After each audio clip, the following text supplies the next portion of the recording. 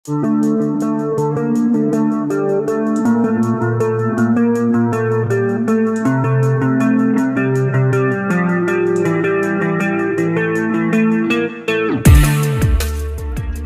guys, welcome back to my channel. Oke, kali ini saya akan membahas berita di dunia cryptocurrency dan prediksi harganya ya. Buat yang baru nonton video ini, jangan lupa buat subscribe dulu, biar kita makin kenal guys ya. Dan buat semuanya, jangan lupa like-nya, oke cuy? Oke, langsung aja kita mulai ya, dimana lagi ada berita bagus buat XRP karena hakim pengadilan yaitu Sarah Netburn mengabulkan motion to compel yang diminta pihak tergugat yaitu Ripple Labs kepada pihak SEC sebagai penggugat. Jadi pada 22 Desember 2020 yang lalu, SEC mengumumkan mengambil langkah hukum terhadap Ripple Labs karena melanggar peraturan soal sekuritas. SEC menuding perusahaan itu mengumpulkan lebih dari 1,3 miliar US dollar melalui skema initial coin offering, sekuritas aset digital, dan melakukan penawaran jenis kontrak investasi yang menyiratkan harapan akan keuntungan di masa depan kepada investor di Amerika Serikat dan di seluruh dunia. Penawaran itu dianggap ilegal dan dua orang pendirinya memiliki dan menyimpan sejumlah banyak XRP. Di sisi lain, pihak Ripple mengatakan bahwa SEC tidak cukup mendefinisikan istilah kontrak investasi, tidak memberikan pemberitahuan yang adil bahwa transaksi XRP melanggar undang-undang, dan melalui keputusan agensi sebelumnya yang menyatakan bahwa Bitcoin dan Ethereum bukanlah sekuritas. Jadi intinya poin dari pembelaan Ripple adalah kurangnya regulasi dan pemberitahuan yang adil dan transparan guys ya. Nah kemudian pada tanggal 15 Maret 2021 Ripple menuduh bahwa SEC secara tidak benar menahan informasi yang relevan, yang mana kalau informasi ini diberikan sejak awal maka harusnya XRP nggak akan digugat, dan XRP pun mengajukan mosi to compel.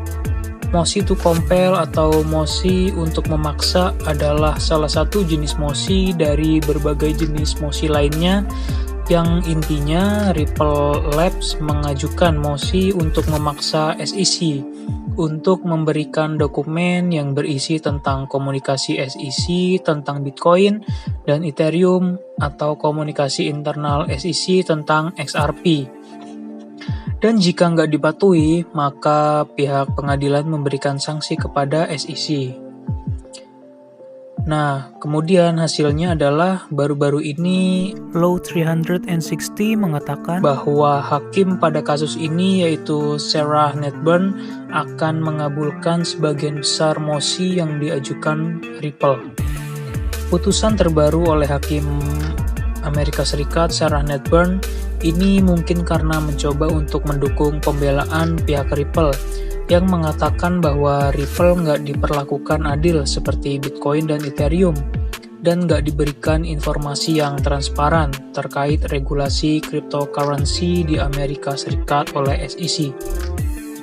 Dengan dikabulkannya mosi ini, artinya perusahaan hari ini memenangkan keputusan penemuan yang mengharuskan SEC untuk menyerahkan dokumen internal tentang Bitcoin dan Ethereum, dan bagaimana SEC memberikan status kepada Bitcoin dan Ethereum sebagai aset dan bukan sekuritas. Dan dengan dikabulkannya mosi pihak Ripple Labs ini, maka peluang kita makin besar nih untuk mengetahui regulasi yang resmi dari SEC Amerika Serikat. Jadi intinya jangan-jangan selama ini cryptocurrency itu udah resmi menurut regulasi SEC Amerika Serikat gitu cuy ya. Tapi karena adanya beberapa pihak di dalam SEC yang gak suka, maka akhirnya gak dikasih tahu lah peraturan itu dan malah menggugat XRP agar jika gugatannya dimenangkan pengadilan, maka pihak yang gak menyetujui cryptocurrency ini semakin dapat angin segar untuk menahan dan bahkan membatalkan kripto yang mungkin sebenarnya udah resmi ini. Sedangkan di luar pengadilan, gugatan tersebut diawasi dengan ketat oleh komunitas XRP dan industri cryptocurrency di seluruh dunia, mengingat potensi dampaknya pada investor XRP dan preseden hukum yang dapat ditetapkan untuk cryptocurrency lainnya. By the way, terlepas dari masalah hukumnya dengan SEC ini, Ripple terus mendorong perluasan loh ke pasar Asia Tenggara.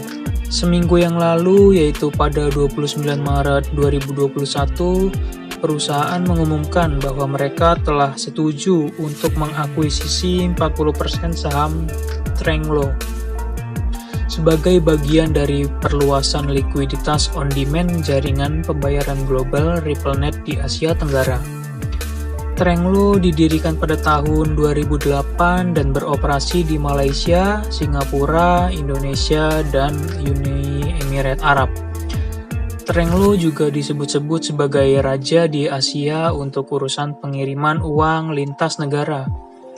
Dan menurut saya, XRP mengakuisisi Trenglo ini sangat bagus ya. Karena kalau untuk studi kasus di Indonesia kan kita lihat ada banyak banget tuh tenaga kerja Indonesia yang bekerja di luar negeri.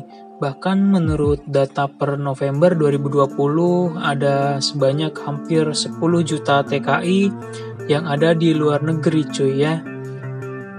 Nah masalahnya adalah kalau mereka pengen ngirim uang ke keluarganya di Indonesia dan mendapat kesulitan seperti ribet dan banyaknya tahapan dalam proses mengirim uang, lamanya proses transfer yang butuh waktu beberapa hari, sampai mahalnya biaya admin.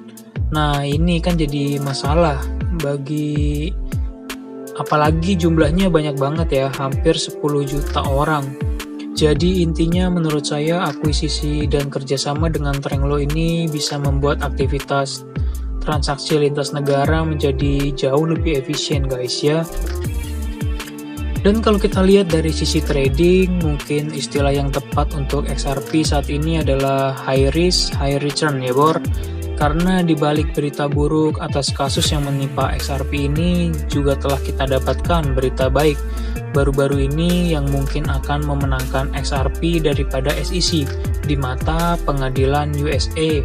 Dan responnya dalam bentuk grafik bisa kita lihat bahwa harga XRP telah melonjak lebih dari 100% selama seminggu terakhir dan membentuk garis higher high melewati 1,1 USD pada 7 April, di mana ini adalah level tertinggi dalam kurun waktu 3 tahun. Sedangkan untuk jangka pendek per 4 jam terlihat adanya koreksi sampai di harga sekarang, yaitu sekitar 0,9 USD, dan ingin membuat pola baru dan semoga garis yang terbentuk beberapa hari ke depan adalah naik sampai ke nilai Fibonacci retracement-nya di nilai 2,272. Dan setelah itu pola yang terbentuk mungkin ke depannya adalah triangle dan selanjutnya naik lagi. Faktor yang mendukung terbentuknya pola ini antara lain karena 1. XRP udah melewati resisten 0,8 US dollar. Kedua, XRP belum merayakan altcoin season yang udah dirayakan beberapa altcoin lainnya. Ketiga, BTC domination turun yang biasanya akan menyebabkan altcoin menjadi naik. Keempat, sebagai perayaan jika XRP menang melawan SEC Amerika Serikat nanti. Kalau untuk entry positionnya kalian bisa beli di harga sekarang ya, yaitu di harga sekitar 0,9 US dollar supaya nggak ketinggalan roket karena udah mulai terlihat adanya optimisme lagi nih. Tapi juga tetap lakukan order buy di harga sekitar 0,8 US dollar, 0,63, 0,52, 0,42, dan 0,32 US dollar. Karena di titik itu terdapat support. Dan kenapa order buy-nya sampai bawah banget? Ya karena kita lihat sejarah harganya XRP ini bisa dengan cepat turun dan naik secara drastis. Apalagi ini kasusnya belum beres, jadi tetap masih ada kemungkinan buruk ke depannya bagi XRP ya.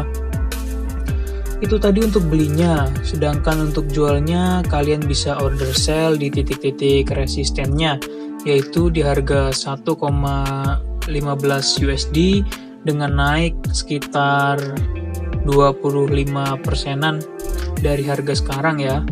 Terus TP2-nya di harga 1,5 US dollar dengan kenaikan sekitar 63% ya. 63%-an.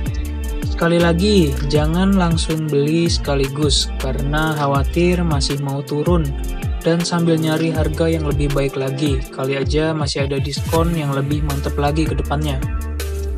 Tapi juga bisa dibeli sedikit, biar kalau nanti cukong protagonis udah siap naikin harganya, kita jadi nggak ketinggalan roket guys ya.